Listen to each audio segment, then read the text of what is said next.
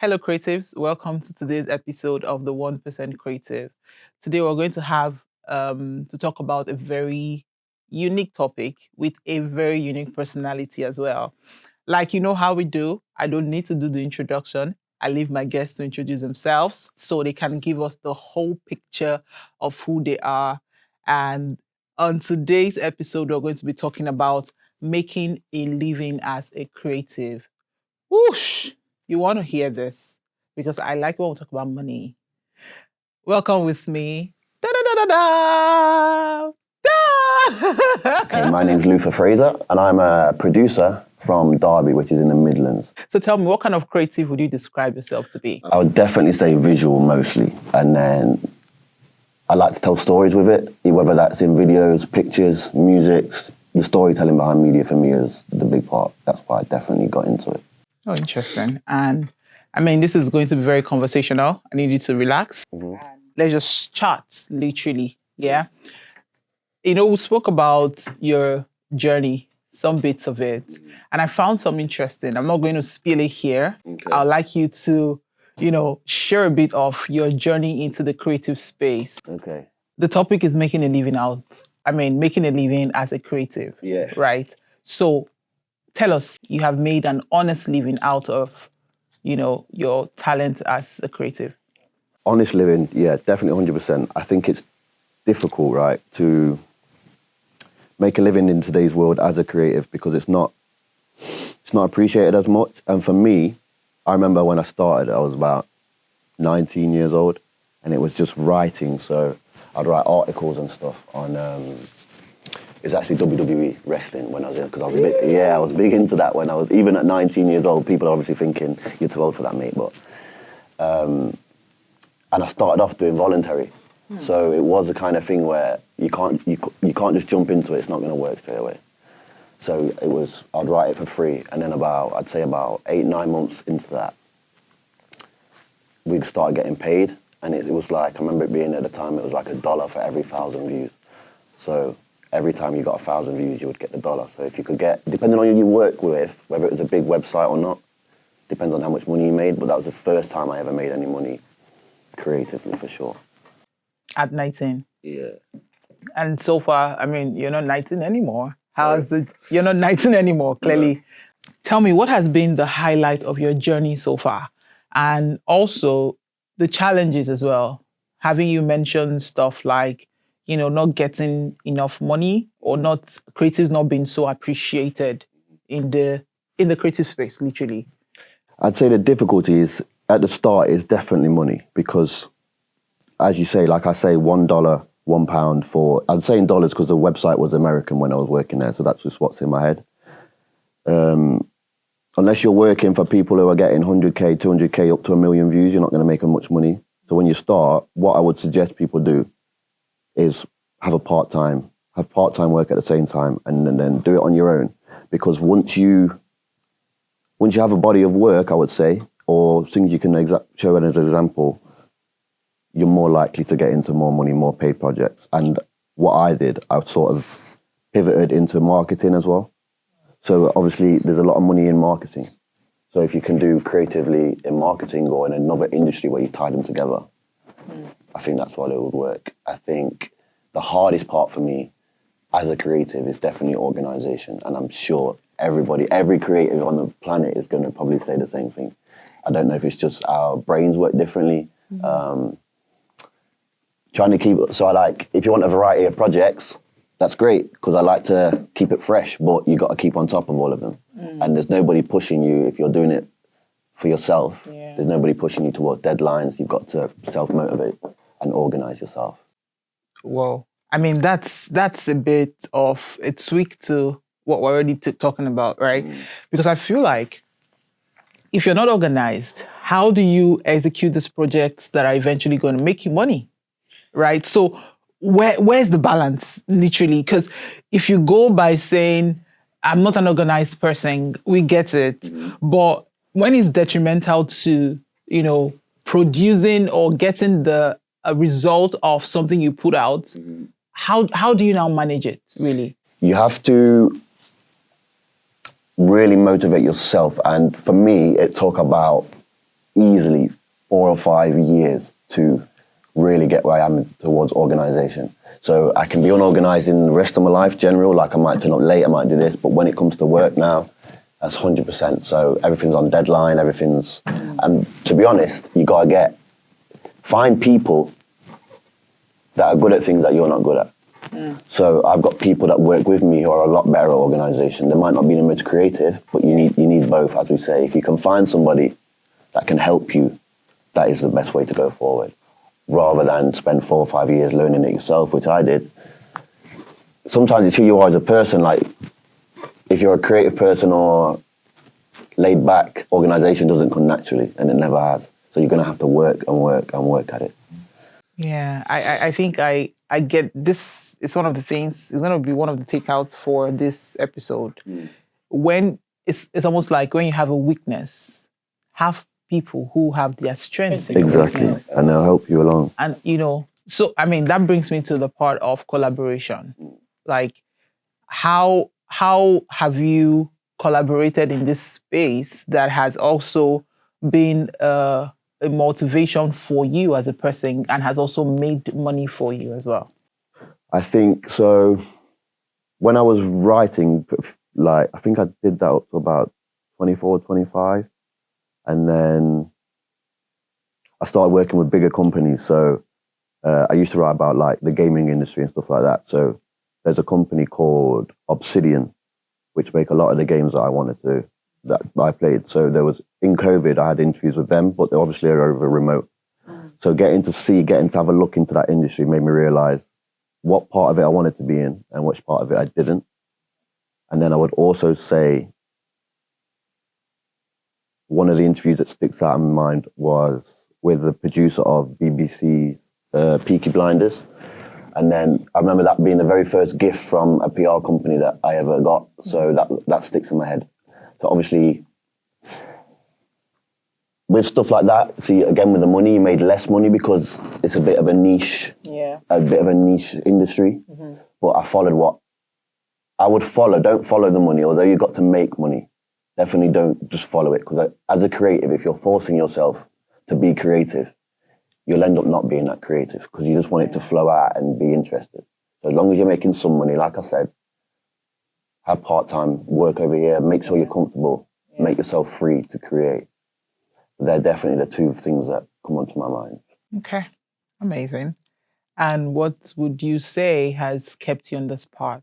Especially, you've had your challenges, you've not shared any of them with us. The idea of this that we're doing here is to tell whomever is watching us now, hey, you have been in this space before. Luther has been in this space before. If you are currently in this space, you still can come out of it.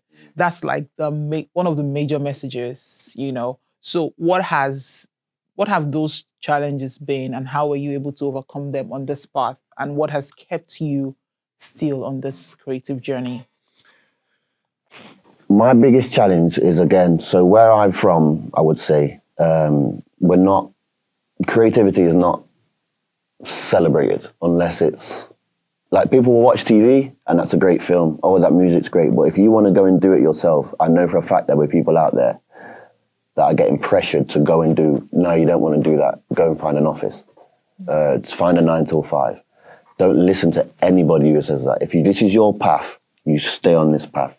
Because growing up, I remember I would be making money. Until it makes money, nobody cares. So your mum, your dad, as soon as you start making money, even if it's the first £10, £20, £30, you show them that it can be done, and then you'll get more support.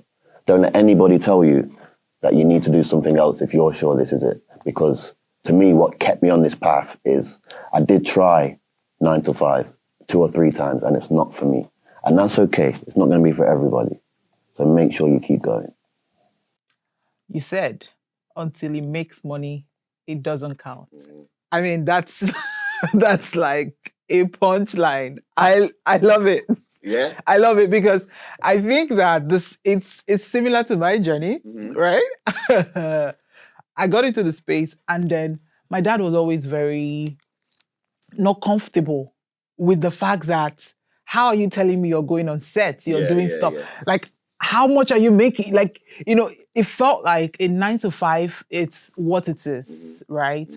And I had to one day tell him, I'm like, hey, bro, like, we're making money from this thing. Yes. He didn't believe it until I sent him like a credit alert from a project that I did. And he goes, okay.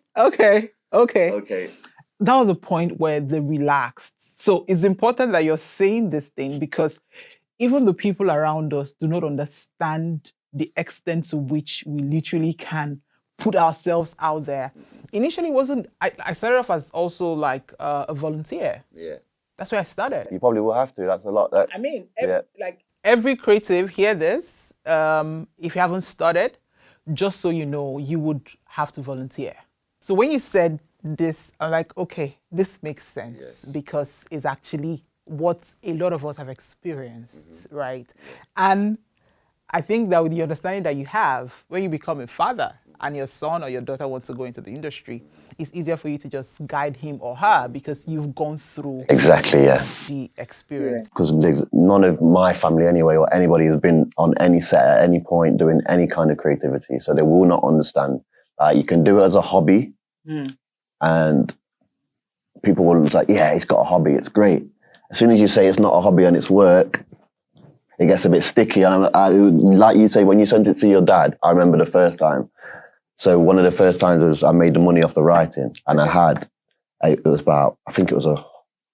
made like £200. It was only £200, something like that, over the last few days. And I went to my mum like, how much have you earned over the past few days? All right. And how many hours have you been doing? Because it seems I'm making more money than you, so you can no longer say to me that this is not viable. Exactly. You have to either support me or not. And from that day, she really has. And most of my family has. But it's going to take a while for them to understand. They think we're just messing about. Oh, you got a camera in your face. And what are you doing again? Yeah, what are you doing? Like, well, it is what it is. That's what people are always going to say. They're always going to have something to say. So you might as well do what you want to do. Yeah. And if you're sure that this is for you, please don't let anybody tell you different. I love it. And I mean, it goes to say that if you're not doing what you're doing now, you will still be doing what you're doing now. Mm-hmm. That's what it means. Yeah, exactly. Like, so if you're not doing what you're doing now, exactly, what will you be doing? To be fair, because I went into marketing, I put it into marketing. So I would probably do more marketing. It would be more data focused, but I don't know if this is for you. So marketing is, one side is creative. I like it because it's psychology, basically. You got to get people to pay attention. Mm-hmm. So if you got this side, you got all the data and all the numbers, and this side, you got all the creativity. Mm-hmm. I have people hand me a sheet of data, and my brain just spins and spins and spins. And I can barely even see what's going on that page, because I'm just like, okay, take it away and like highlight these for me. Mm-hmm. And then I'll creatively find a way to do this. Yeah. So I'll probably go into marketing. Or because I am somewhat money motivated, if I'm honest now, I would probably learn something like trading, stocks. I've had a look at those kind of things. That was always my backup plan, to do something like that, just because I know 9 to 5 is no good for me. No good for me, so I had to find something. So I can tell you that is the plan B, but it wasn't really a plan B, because this is plan A, and plan A is going to have to work. Plan A is going to have to work. Exactly. I mean, you're dropping the punchlines. That's what I'm here for, just to drop punchlines and go. I love it. Like, I mean, I love it already, and I know that everybody else is going to love it, I hope. But how would you, I mean, you spoke about family. Yeah.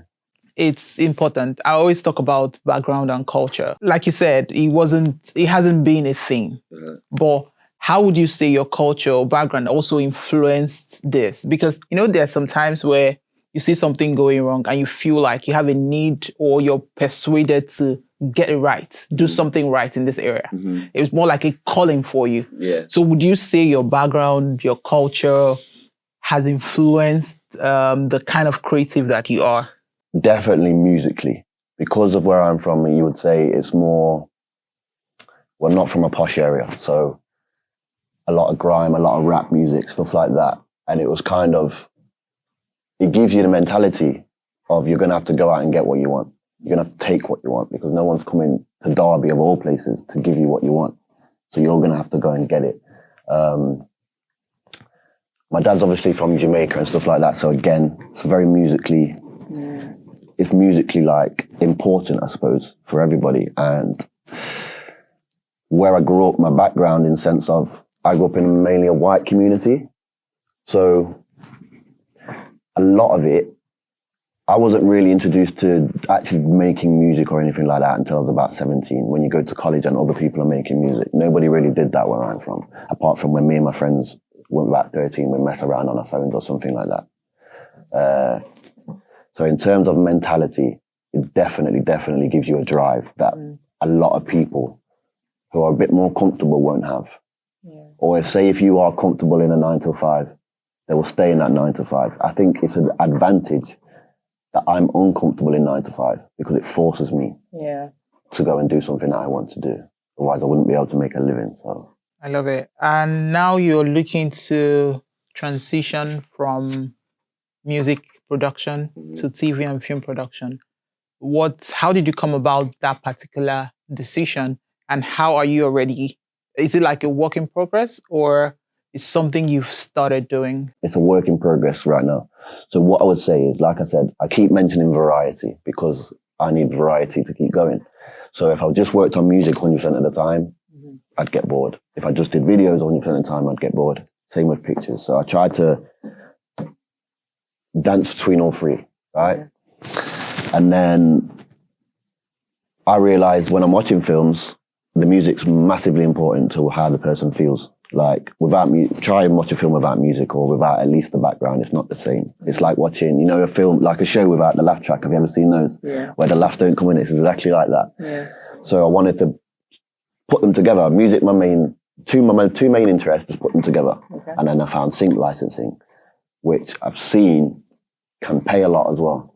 So, and when you hear it, quite a lot of those things, like, I'm not going to lie to anybody, is who you know mostly, no matter what industry you're in, whether it's creative or any industry, if you know people, that can get you in. So I'm kind of working towards networking, and by the end of this year or a year from today, I want to have something on Netflix. That's going to be for sure. There's a few companies that I want to work with. So I'm going to keep striving towards those. And I know I'm going to be a part of those projects as well. Oh yes, we've got to do short films and stuff like that. Ready to go. Tell me about some of the projects you've done already, and which of them would you say probably broke you? There's always that project that would probably want to make you go crazy, and you want to just drop it and move. So you're going to tell me which of them broke you, and which of them also was like your major highlight that, gave you that, yes, this is it feeling. My biggest, so this is why I stopped writing at this time, right? Remember when Disney Plus came out? Yeah, so this was it just before COVID or around COVID, something like that? And I wrote, it was top 10 things before Disney Plus comes out to come out. So I spent a few hours writing this article, and obviously I'm only a staff writer, and I wrote it from Disney. I'm 32.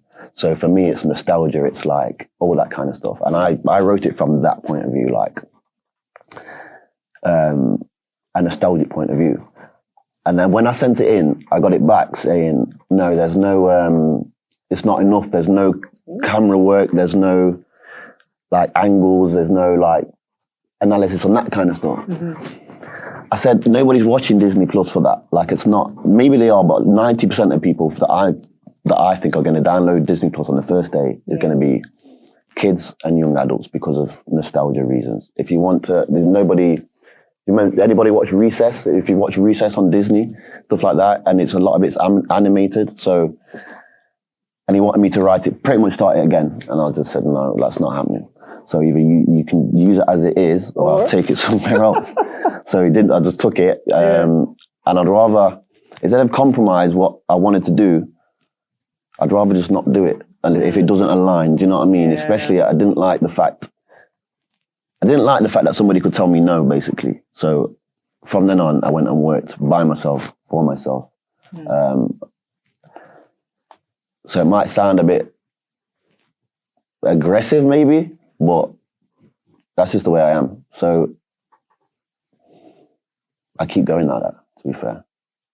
So which of the projects have been like your highlight so far? Which of the projects have you enjoyed, like that gave you that, this is it, Luther, this is it? The client I'm with now, so I work with a company with cars at the minute, so they're creative advertising and marketing. So all you do is they bring in, people will have old classic cars, supercars, whatever it is, and then all I have to do is just go out, video them, talk to the owner. I realized that was it. So I can talk to people when I'm filming, and I'm good at talking to people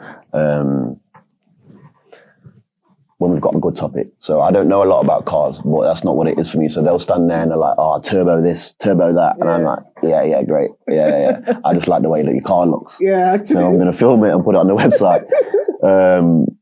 So yeah, it was definitely that. Like, I just realized it's the freedom of it. Yeah. It's definitely the freedom of it, because sometimes it's 25 degrees and I'm outside filming cars, and you look in the office and there's people sweating in there, like just on computers and stuff like that. We work at the same place, get paid the same money. You tell me whether you'd rather be outside or inside. Yeah. I don't know. A lot of people I work with, they get a bit jealous, not going to lie, like, and they get envious. But it is what it is. That's, people are going to envy you because you look like you're free, and they feel like they're not free. So they're going to envy you for that. That's the thing. I feel like creatives have that freedom of expression. Yeah. I mean, that's why you're creative, right? Exactly. It's something to do with, I don't know if you believe in God, but God is a creator. Yeah. He literally had the freedom to, hey, let there be. Hey, let there be. Yeah. And it was. So I feel like we should actually be doing same. So that's what I read one time, that ideas are given to you. They're not yours. So like the universe, God, as you say, will give you an idea. And either you're going to put that into practice or somebody else will.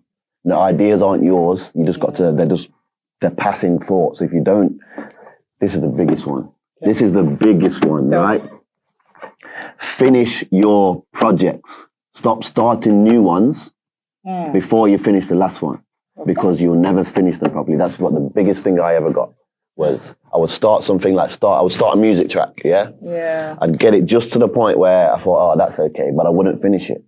A few days later, you think you'll go back to it, but you won't, because you'll just start a new one. Because a creative person, you want to do something new all the time. Get it done the first time round. That was good. Thank you for that. I mean, in this regard now, what's that advice you can give to your 20-year-old self, knowing what you know now? What is that thing? I mean, finish your projects, because like you said, we always want to try something new. I mean, I think a lot of creatives are guilty of this particular thing of not finishing. And most times I find that when you finish, that's where probably the money you need for the next one lies. Yes. It's like an onion, Yes. right? You open this one, you're done. Yes. It leads to the other one. Yes. So not finishing, yes. you're not going to make money. 100%. No one's buying half a finished project. Exactly. And you don't show anybody either. You haven't got the confidence in it because it's not finished.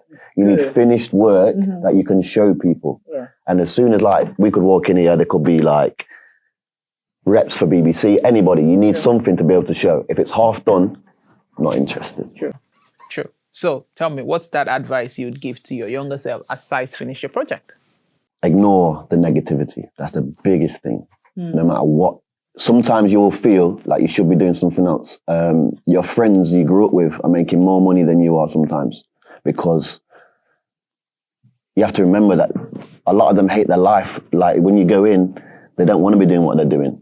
Yeah. So at the start, take a bit less money I would have, and I have done. But to do that, it's ignore the negativity. I would say to my 20-year-old self, keep going and it will work out. And don't let imposter syndrome take over. Yeah. Don't let imposter syndrome take over. Everybody has it. You just got to get over it and do it anyway. I love it. Thank you so much. And what are the tools that you use that will make your work easier? Also, are you open to collaborating with other creatives that are watching this right now? Absolutely. I love collaboration because, especially with creative people, you realize, I think that my brain is on all the time and I've thought of everything that can be thought of. And then you meet another creative person who thinks slightly differently and you realize, no, there's so much more. You just collaboration, like I can pass something to you, you pass it back, it gets better and better and better as you go. I much prefer it, to be honest, and that's why I did more production than anything else. The software that I use, if you're into music production or anything like that, there's a lot of software. So you need to find out which one works for you. Like I find ones where, so I say I use Pro Tools or I use something like that, that's a music one.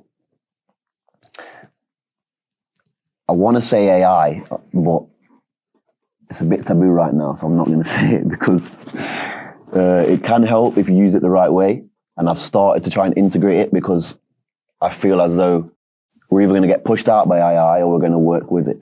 So you better be one of the people that knows how to work with AI than get pushed out by AI.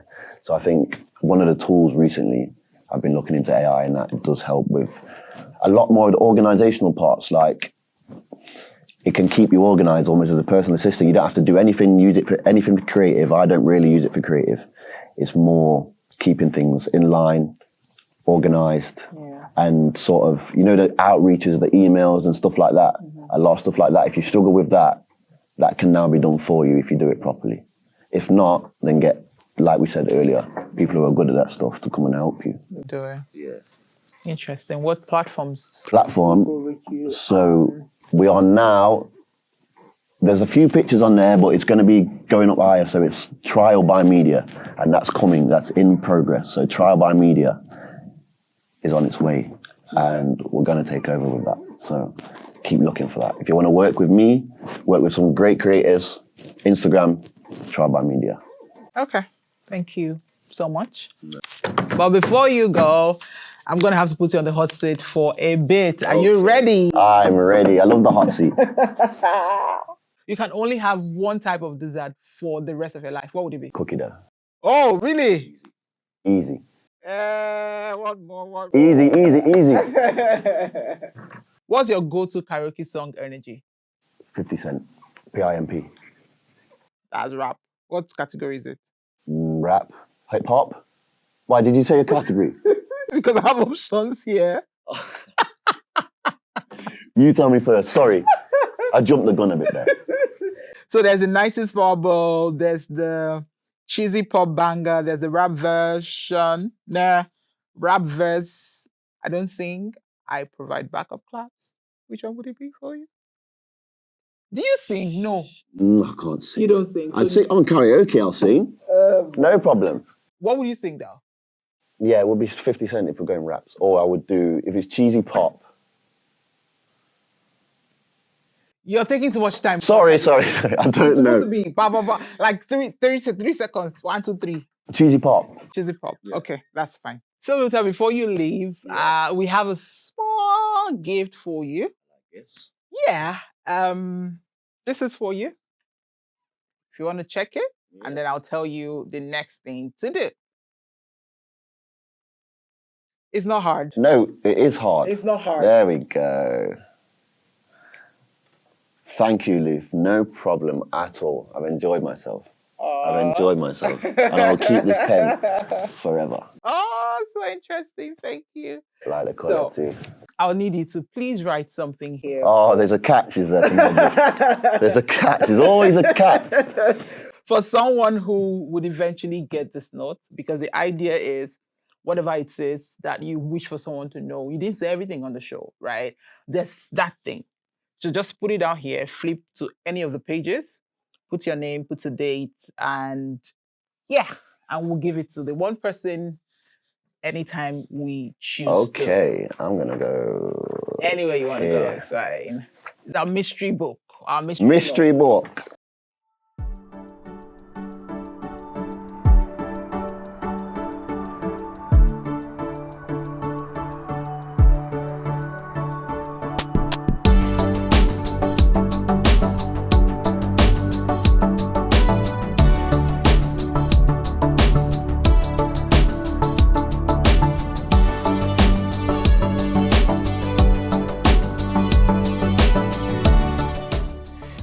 Thank you so much, Luther, for being on the show. It was such an amazing time. Thank you to have you here, to be honest. And the good thing is, I get to be in contact with you as well, because we're going to do those projects together and make the money. Plenty of money and projects coming for sure. Let's get started.